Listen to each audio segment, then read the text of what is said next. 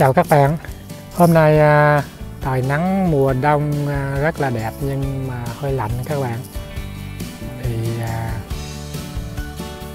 mùa đông trời lạnh, vườn rau của mình không có chuyện gì làm. Sẵn hôm nay trời nắng đẹp, mình ra nhà mình có một cái cây juniper. Cây này tiếng Việt mình còn gọi là cây bạch xù á các bạn. Cây bạch xù thì nguyên mùa mình bận rộn quá, mình để cây nó lên tùm quá. Hôm nay mình đem xuống, mình cắt tỉa nó lại cho nó gọn gàng, nó đẹp, mình tạo lại cái dáng của nó các bạn. Cây này thì lúc trước là mình mua cái cây juniper, cây bushes đó, nó giống như mình ở đây mình có một cái cây này các bạn. Đây là mình cũng trồng được một cây này rồi, mình trồng ở dưới đất cho nên mình để cho nó có cái thân tốt rồi mình bứng mình bỏ vô chậu sau. Đây mình có một cây, nó cũng là cùng cái loại giống này đó các bạn. Bên kia mình cũng có mấy bụi nữa. Mấy cái này mình trồng nó trước để cho nó có cái thân đẹp, cái mình tạo dáng nó sau. Nó nhỏ nhỏ thon thon rất là đẹp đó các bạn. Bên kia mình cũng có một bụi nữa. Mấy cái đó thì mai mốt sau này nó có cái dáng này, cây nó tốt hơn rồi mình bứng vô chậu rồi mình tỉa rồi mình tạo cái dáng nó sau này. Bây giờ thì mình sẽ làm cái bụi này trước. Cái bụi này nguyên mùa hè mình bận quá, cây mình không có bón phân cho nên cái lá nó cũng thấy hơi vàng vàng, đáng lẽ vậy nó là một màu xanh tươi á các bạn. Sẵn hôm nay mình rảnh rồi mình tỉa nó rồi mình bón phân cho nó luôn. Cây này thì nó sống luôn mùa đông nha các bạn. Mùa đông thì nó vẫn sống bình thường, nó chịu mùa đông. Cây để mình bưng xuống, mình cắt tỉa cho nó.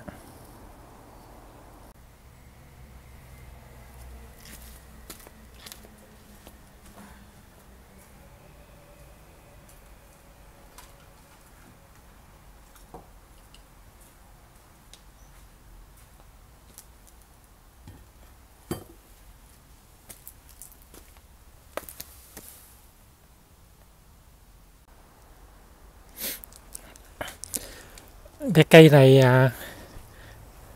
nãy mình nói là cái cây bách xù các bạn, tiếng Việt nó kêu là cây bách xù. Thì lúc trước mình cũng có tạo cái dáng của nó trước rồi, thì bây giờ nó chỉ là nó lên tùm mình phải chịu khó mình tỉa nó lại cho nó có cái thân nó gọn gàng chút xíu đó. Đây là cái cây của mình đây.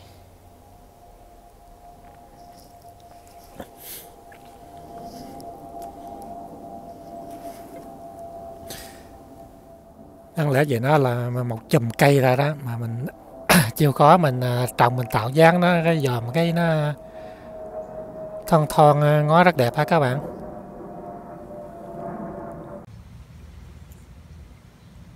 Đó, đây là cái dáng cây trước khi mình tỉa đây.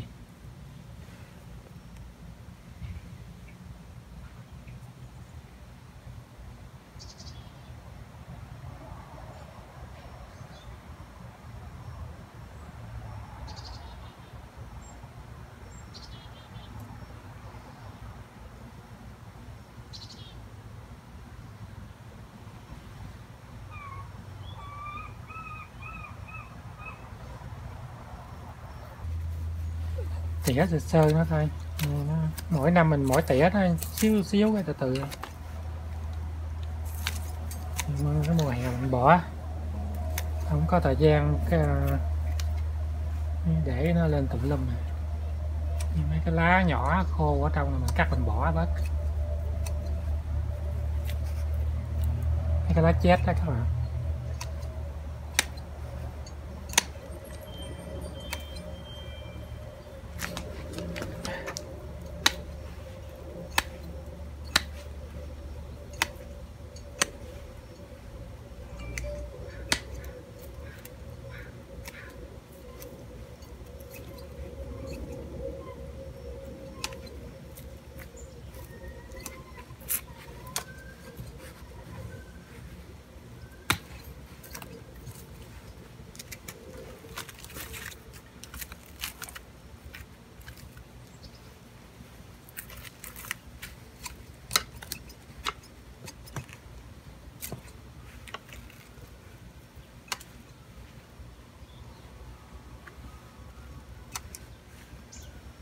là mình không có vô phân nó cái lá cho nên cái lá bị vàng vàng.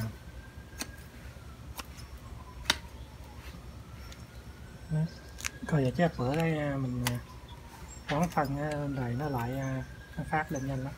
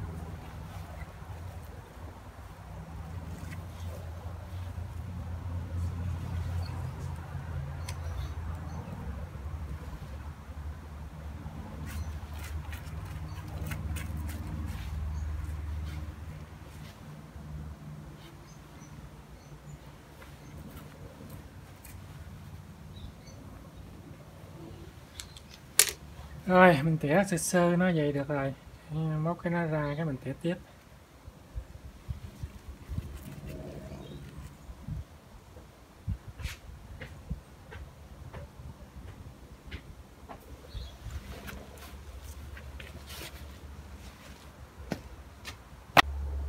Ok, cái cây này mình đã tỉa xong rồi các bạn, giờ mình thấy nó cũng đỡ được chút xíu ha. Giờ thì để mình quay cho xung quanh cho các bạn xem. Đây.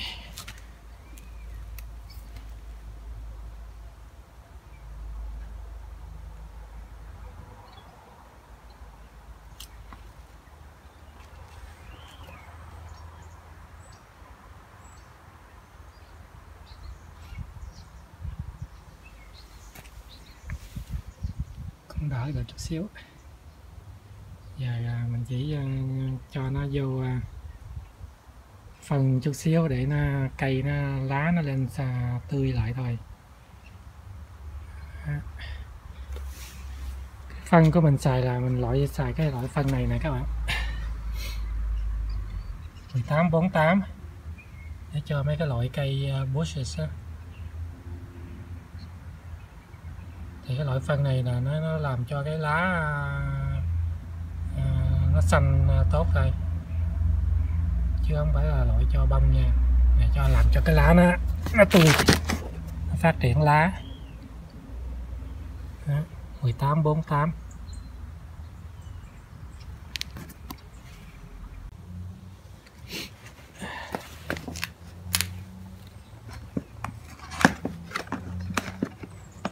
Cho nó vô ít thôi, không có cần nhiều.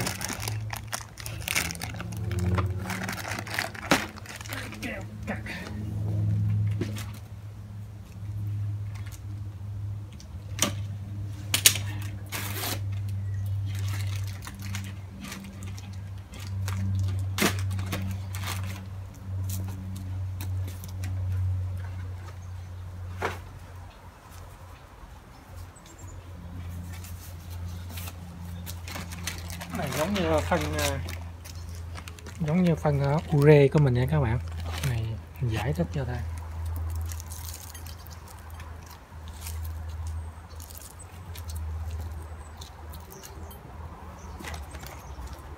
Ok, vậy là cái cây này mình đã xong rồi. Mình đem bỏ lại chỗ cũ để cho nó bắt phân nó lên, nó xanh tươi lại thôi. Tại vì mình trồng trong chậu mình phải lâu lâu mình phải vô phân các bạn, tại chậu cái có nhiều đất, cái cây nó ăn phân hết rồi, cho nên mình lâu lâu mình phải bón phân nó thêm, hoặc mình thay đất mới. Năm thay đất một lần được rồi. Rồi xong.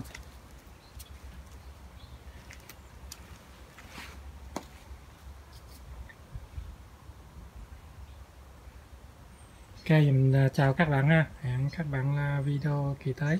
Cảm ơn các bạn theo dõi.